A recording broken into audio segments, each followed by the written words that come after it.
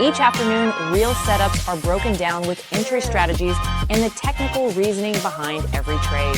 This is today's best trade setups with verified investing. Welcome, everybody. My name is Benjamin Poole, head trader here at Verified Investing.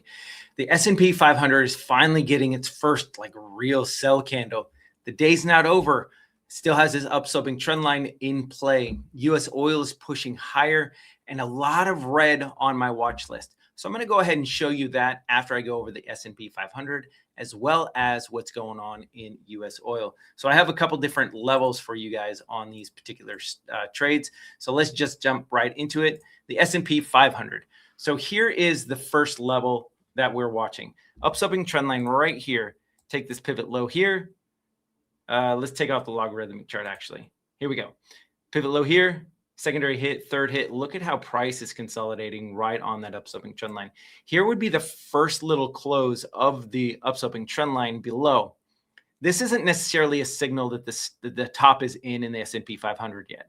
What we've been wanting to do is a continuation move. We also need to recapture this upsloping trend line, and this is a major upsloping trend line. If you haven't seen this trend line previously, go back and watch my last video. I go over this upsloping trend line. Once we can get a continuation move, that's not necessarily the buy low or the short zone. What you want to do is you want to wait for a retrace to the scene of the crime. Does mean it could potentially go higher, but $262.66 or whenever it hits this upsloping trend line after a continuation move on the S&P 500. The only thing that would change that is we recapture this all-time high sitting at $748.17. Once we can do that to the downside, make a continuation move, then we would no longer play the retrace of this upsloping trend line. What we do is wait for a continuation move of a breakdown, and then we could short the markets at 748.17. A lot of things need to happen. USO needs to continue higher, and the S&P 500 needs to continue to sell off. Let's go ahead and jump into the USO chart. I love this gap in the charts right here on USO. Lot of resistance.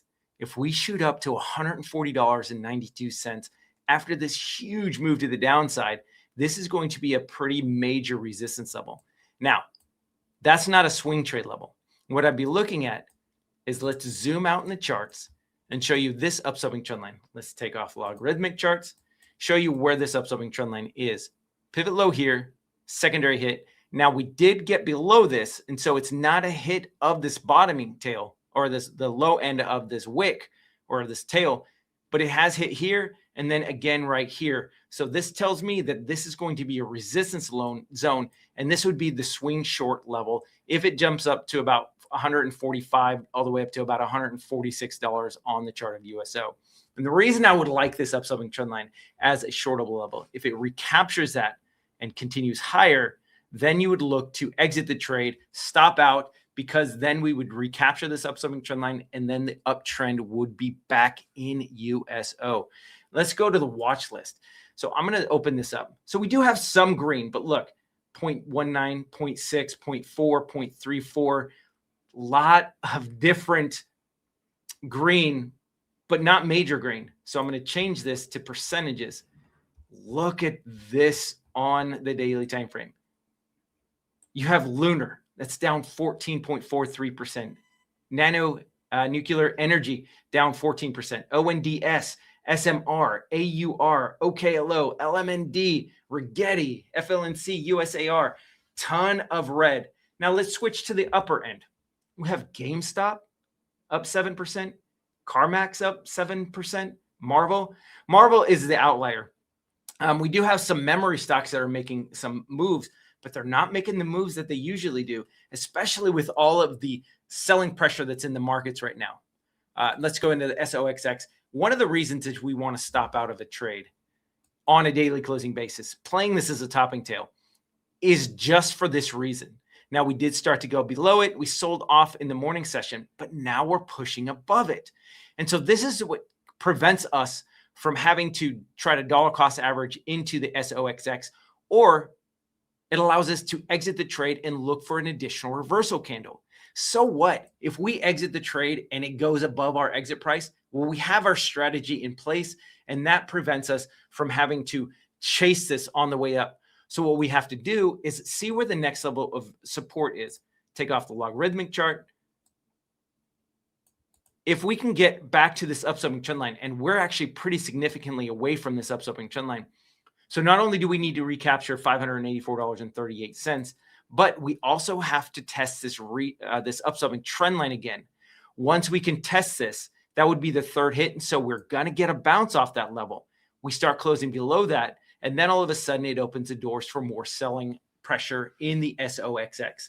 It is still way overextended, even from the lows right here. Huge move to the upside. This was a 30% move to the upside. So we're way overextended on the SOXX. However, sometimes it's better to be on the other side, waiting for that reversal candle, getting our entry prices, and then that gives us an opportunity to potentially stop out of the trade. Stopping out is part of trading. If you can't handle losing on a trade, trading's not for you. You're not going to nail every single one. And if you do, I mean, you're a better trader than I am, because I haven't met one trader who hasn't stopped out of a trade as a losing trade. So whatever your risk management is, that's completely up to you. Let's go in Marvell. Marvell, like I was mentioning, was an outlier today. Still had some continuing buying pressure from what was going on in the charts from yesterday. Huge surge up, got as high as about 325, and now we're back down to about 306. For those of you who are aggressive, getting down to about $291.14 is your long level. For me, I would actually wait for this long-term upsloping trend line. Well, let me just try to readjust. Okay, so I do have logarithmic charts on. Let me readjust this again. All right, couple different trend lines that I'm monitoring. This upsloping trend line right here connects to pivot tops, all this price consolidation, and we broke out. So if we do get back down to $242.55, that would be your level of aggressive short. I mean, a long play. If we're shorting this because of this dual factor upsloping trend line, you got this pivot low here, secondary hit, price got below it, got rejected. We could be heading as high as about $455. So for me, because of the logarithmic charts and this secondary upsloping trend line, pivot low here, pivot high here, secondary hit, in this zone is where Marvell could go. Now, are we overextended on Marvell? Absolutely. Is this an opportunity for us to jump into a swing short? Not necessarily. If you're aggressive, you could start at a 350 Pierce. But for me, I would wait for this 399 all the way up to about $455, because again, sometimes it's better to be late on a trade than jumping in too soon. Shake Shack, we're monitoring this trade as well, or potential entry. I still like the $52.79 level on Shake Shack if we can get another sell off today. Intuit did get to that gap in the charts. This is an aggressive long level. I was hoping it was going to hit there yesterday, but today I still like this as a potential swing trade. The only caveat is now we've recaptured this downsloping trend line to the underside. So this puts a little bit more selling pressure into it. So if it does start breaking below this, your next level of support is going to be basically down to about $300. For me, my swing trade level on INTU would be $283.26. Now let's jump into the chart of Nvidia. This has been a wild mover. It never got back down to our $206.88 level. It recaptured this upsloping trend line. So it did favor a continued move to the upside. And that's what happened. And then we got as high as this high pivot point, slightly pierced it, never got to a gap in the charts at 235. And now look what happened. We are down below this upsloping trend line again. So now we have to adjust based on price action. I'm actually going to have to monitor this over the next few days. I'm not going to go long or short in this. If we recapture this upsloping trend line, my aggressive swing trade level would be 235.74. And that would actually be a gap in the charts that I would also do a day trade on the downside. Now that we're back below this $216.56 level is off of the table because it's already hit that multiple times. So what I'd be looking for is a potential long swing trade and a day trade sitting at $206.88. From this low pivot point all the way up, this was an 11% move. And then in 2 days, we gave back 8% of it. Substantial.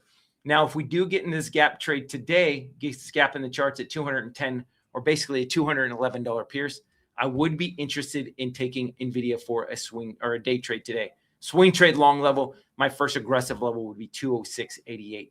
LUNR, I was mentioning this thing is getting hammered. Look, here's a pivot top. Price action finally got above, retested it. Look at how many tails are on the chart of LUNR.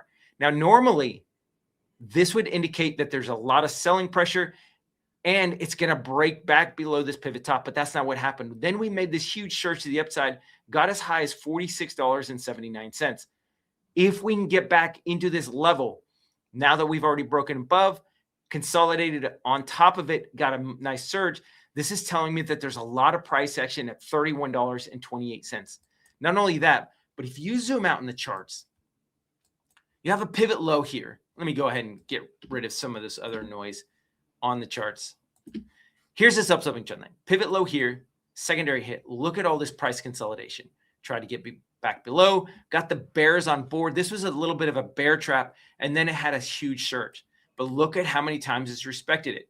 So here's your first aggressive level, $31.28. If it does break below that, you've got this nice upsloping trend line right here as additional confluence.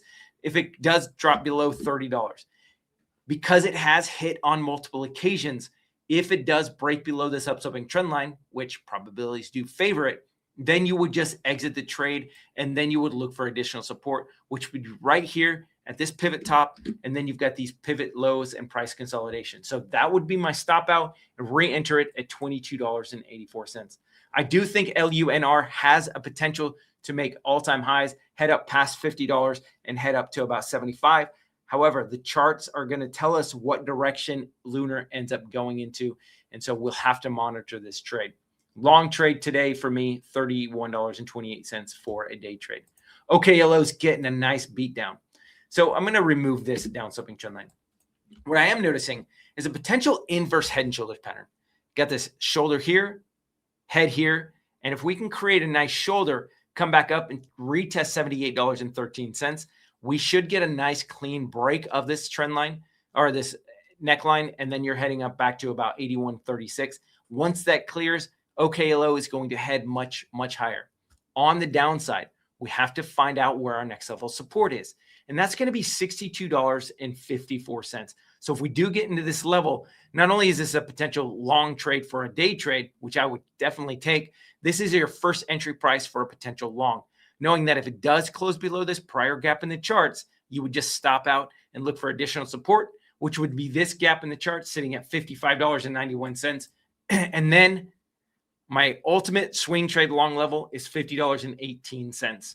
So these are more aggressive levels if you're trying to play $62.54. But OKLO is getting beaten up. And so we've got to respect the support. And when it fails, watch out below. MSTR is getting into that that potential swing long level as well as a day trade level. And that's sitting at $132.36. This is for my aggressive traders. We did get below this level at one time. Now this is your long level for a potential swing trade. If it does close below that, similar to what's going on with OKLO, we break below that, and then all of a sudden you can open the floodgates, and then you're coming back down into this low area, this opening candle of a green bar candle right here to about $121.44. For those of you who are a little bit more conservative, actually in this case, it would be quite a bit more conservative. Your long level would be this gap in the charts sitting at about $106.99. Everything's going to be dictated on what happens with Bitcoin. If we continue to make a little bit more of a bounce to the upside, then MSTR is going to catch a much bigger bounce. However, if we start breaking support on Bitcoin, just like OKLO and some of these other trades, then the bottom is an in, and then you look for additional support. All right, last but not least is SOXL. SOXL is a 3 times ETF of what's going on with SOXX. There is some volatility in this thing. Right now, in the pre-market, it got as high as $284.69. So what this is telling me is there was a lot of buying pressure. I mean, a lot of selling pressure right at the open. Now we're catching a little bit more of a bid today. So if you're aggressive, your short level would be this upper multiplier band at $287.61. That's where you would look to enter the trade as a swing short or a day trade short. And then your exit price would be about 1.5% to 2%.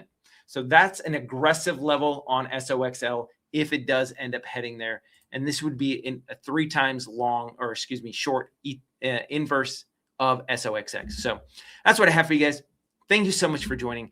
If you guys are getting something out of this, please make sure you're liking, following, subscribing, and ringing that bell so you can get notified when these videos go out at 12:30. You guys have a great rest of your day. Take care.